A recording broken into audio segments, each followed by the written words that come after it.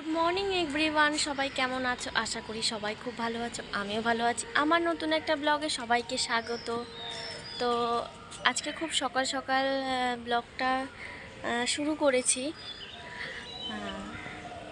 তো আজকে হচ্ছে নীল পুজো, মানে যারা যাদের ঘরে সন্তান আছে, যারা মা, তারা আজকে নীল পুজো করবে। তো আজকের দিনটা সবার খুব ভালো কাটুক, সব সন্তানরা ভালো থাকুক, সব মারা সেই মঙ্গল কামনাই করে। আমার মাও করবে, তোমাদেরকে দেখাবো অবশ্যই, যতটা চেষ্টা করব। তো আজকে একটু মায়ের বাড়িতে যাবার প্ল্যান আছে, চলো দেখা যাক। চলো তোমাদের সাথে আবার পরে কথা বলছি। তো গাইস, আমি তোমাদেরকে দেখালাম ভোরবেলায়, তারপরে শুয়েছি, আবার ঘুমিয়ে পড়েছি। ঘুম থেকে উঠে অনেক কাজ ছিল বলতে মানে অনেক কিছু কাচাকুচি ছিল। তার মধ্যে আজকে তো নীল পুজো জানোই। তো আজকে একটা খুব বিশেষ শুভ দিন বলতে পারো মাদের জন্য, সন্তানদের জন্য, সন্তানদের মঙ্গল কামনার জন্য মারা এই উপোসটা করে থাকে। আমি ছোটোবেলা থেকেই দেখছি জিনিসটা, যাই হোক। তো ওই জন্য আমি ওই দোকানে গেছিলাম, দোকানে গিয়ে একটু ফুল নিয়ে আসলাম। ফুল নিয়ে আসতে বললাম, ওই জবা ফুলের মালা নিয়ে আসলাম আর শিব ঠাকুরের মালা নিয়ে আসলাম। তো ওটাই পুজো দিলাম মাথাটা ঘষে। তো চলো কি খাবো না খাবো তোমাদের সাথে শেয়ার করার চেষ্টা করব। হ্যালো গাইস, আমি এই রেডি হয়ে গেছি, এখন যাব হচ্ছে বাপের বাড়িতে।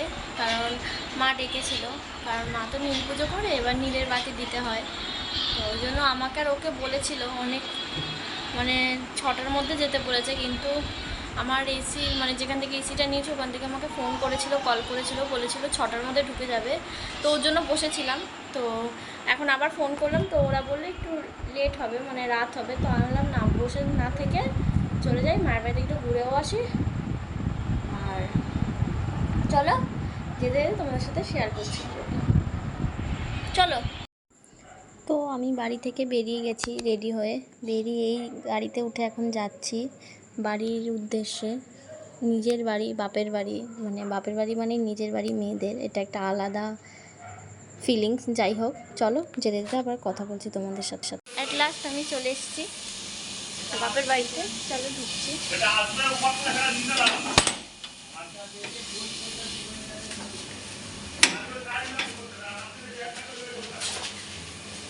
তোমাদেরকে রকি রিয়াকশনটা আবার দেখ। চলো চলো বাবা, চলো আসো। এই দেখো, দেখেছো? চলে এসেছি আবার।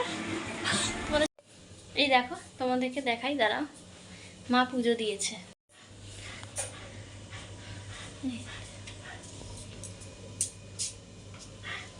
মা পুজো দিয়েছে। চলো নিবি, যাবে তো থাক একটুখানি তো বসো। হুম, বসো এখানে, নিচে বসো।